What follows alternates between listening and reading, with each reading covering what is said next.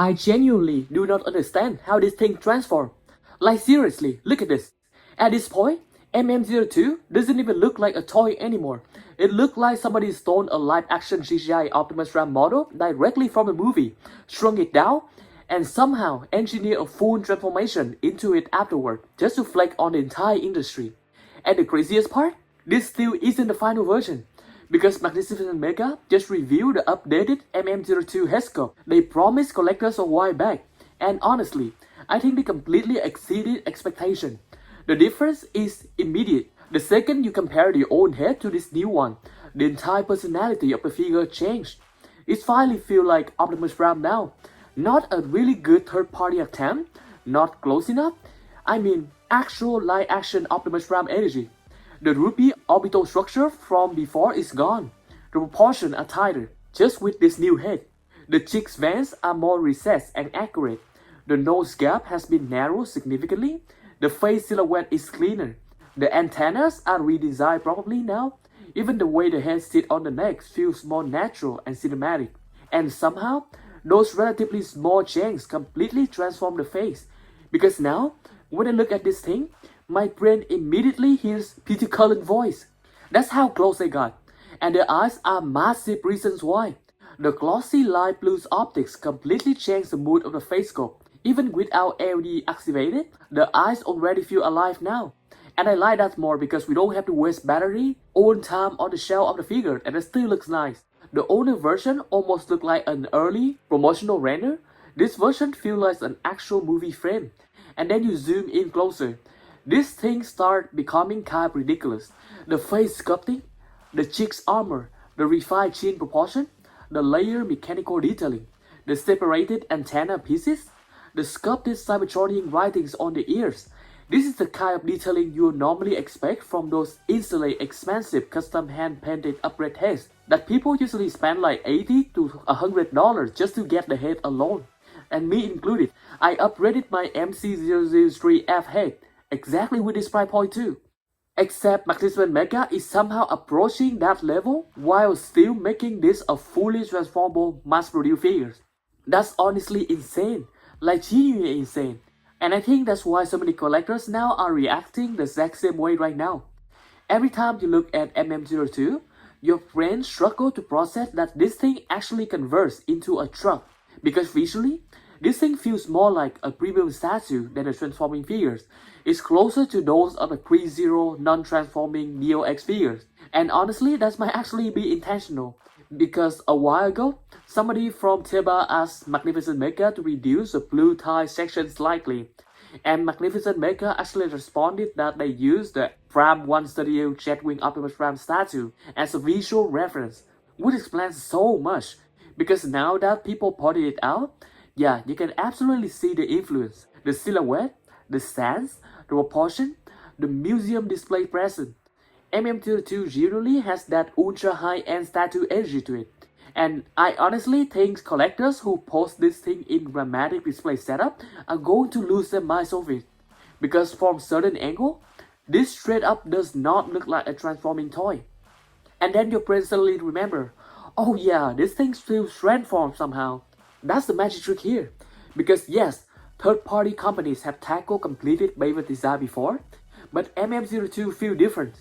This feels like a company obsessively trying to hit true one-to-one CGI accuracy, while refusing to sacrifice the transformation engineering.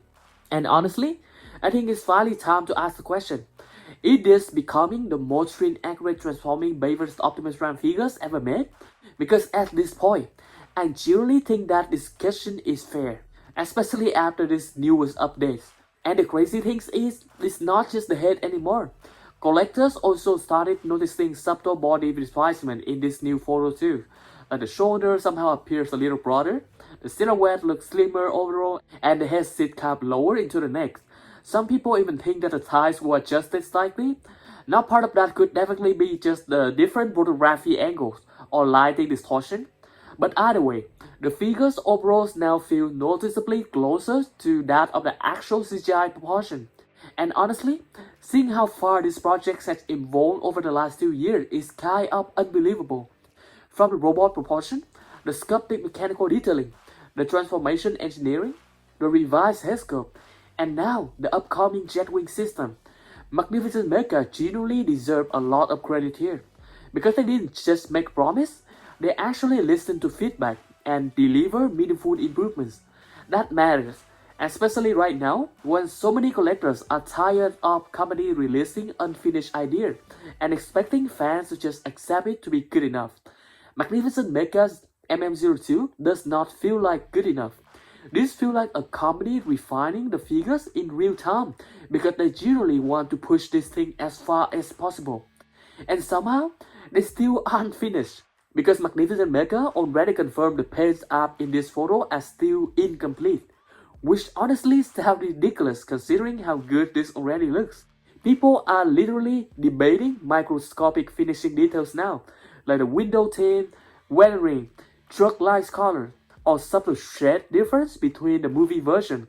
Or maybe add a little more Cybertronian tattoos onto the cheeks of the figures. That's how close this thing already is. We are no longer discussing whether the figures looks good, we're discussing ultra fine finishing touch because the foundation itself is already insanely strong. And then there's the engineering side, because collectors are now trying to figure out how the faceplate system even works.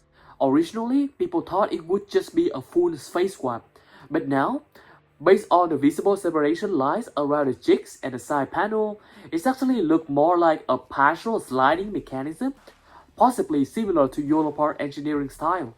If that's true, that would be pretty clever. And again, this thing still transforms. I know I keep repeating that point, but honestly that's exactly why Magnificent Mecha MM-02 feels so impossible right now. Because if this was just a statue, people would already be impressed. But the fact that this level of movie accuracy is happening on the fully transforming figures, that's what's making collectors lose their mind right now. And honestly, I think this update just put massive pressure onto the competition too. Because after seeing how quickly MM responded to criticism and dramatically improved the sculpt, collectors are now seriously wondering how other upcoming Bayverse Optimus Prime figures are supposed to compete with this. At this point, MM-02 feels bigger than just another third-party Optimus Prime. This feels like one of those landmark Bayverse releases that people are still going to talk about years later. And somehow, we still haven't even seen everything yet.